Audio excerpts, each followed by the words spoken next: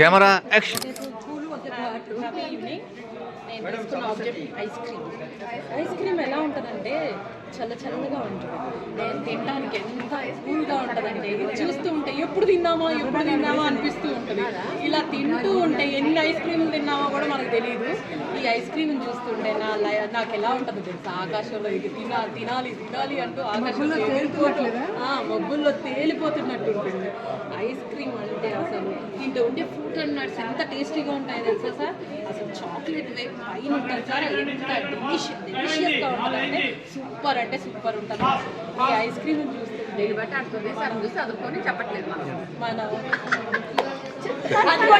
అనేది మనకి ఎవరికి పిల్లలకైనా మనకి చాలా అంటే ఇష్టపడుతూ ఉంటారు. ఈ ఐస్ క్రీమ్ తొందరగా తినాలి, లేకపోతే మన లైఫ్ కూడా ఇలానే కరిగిపోతుంది. అందుకని చెప్పి